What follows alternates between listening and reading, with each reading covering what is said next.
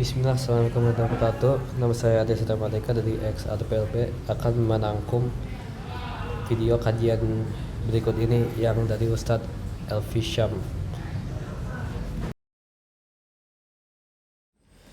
Ustadz Buya Muhammad Elfi Syam, LCMA, lahir pada 11 September 1973 dan berasal dari Minangkabau.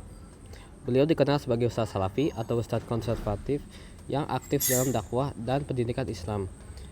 Buya Elfi Syam, Ustadz Buya Elfi Syam merupakan pendiri Yayasan Dar El Iman, sebuah lembaga yang bergerak di bidang pendidikan dan pembinaan umat Islam. Selain itu, beliau juga menjabat sebagai direktur Radio Day FM Padang, media dakwah dan informasi yang cukup dikenal di area Sumatera Barat. Dalam perjalanan dakwahnya, beliau pernah mengajar dan berdakwah di berbagai daerah seperti Batam, Jakarta, dan Bogor. Serta di luar negeri, antara lainnya adalah di Johor dan di Sydney.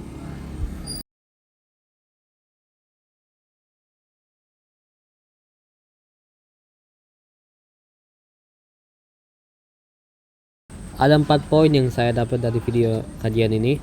Adalah satu, ada 4 kitab utama yang Allah utuskan. Ada satu, ada Quran yang paling penting kepada Nabi Muhammad SAW, Taurat kepada Nabi Musa, Zabur kepada Nabi Daud, dan Injil kepada Nabi Isa. Dan kedua, Al-Quran bukanlah makhluk dan orang yang bilang makhluk itu bisa disebut kafir. Yang nomor 3, Al-Quran adalah mukjizat yang paling abadi. Yang keempat, beriman kepada Al-Quran dan Al-Quran adalah penjaga, pengawas, dan pelengkap kitab-kitab lain-lain yang sebelumnya, dan juga menggugurkan ajaran kitab-kitab sebelumnya karena itu melengkapi seluruhnya. Al-Quran adalah petunjuk manusia karena Nabi Muhammad SAW diutus untuk seluruh umat manusia. Hikmah dan koneksi ke realitas.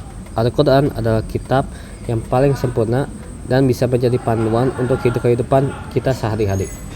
Contoh, larangan zina atau seks bebas bisa membantu kita terhindar dari penyakit. Konklusi dan sekalian apa yang Anda dapat dari video ini adalah bahwa Al-Quran itu bukanlah yang bisa disebut makhluk. Al-Quran itu ialah hal dari Allah SWT. Itu walaupun bisa dilihat, bisa dihafal, tapi Al-Quran bukanlah magnet. Dan Al-Quran juga menjadi panduan dan petunjuk buat umat manusia, seluruh umat manusia. Dan buat saya Al-Quran itu menjadi petunjuk yang sangat manfaat buat saya bagaikan kita atau di bidang fikih, di bidang ilmu. Al-Quran banyak yang bisa didapatkan. Al-Quran juga menjadi pedoman untuk sifat karakter saya dan umat manusia. Dan kalau ditanya, Al-Quran itu juga hanya kitab yang hanya bisa dihafalkan. Hafalkan Al-Quran itu adalah hal yang sangat berguna untuk nanti akhirat dan kehidupan setelah mati. Mungkin buat yang saya dapat cuma itu saja. Sepertinya masih banyak hal yang bisa didapatkan, tapi yang itu saja yang saya bisa dapat. Wassalamualaikum warahmatullahi wabarakatuh.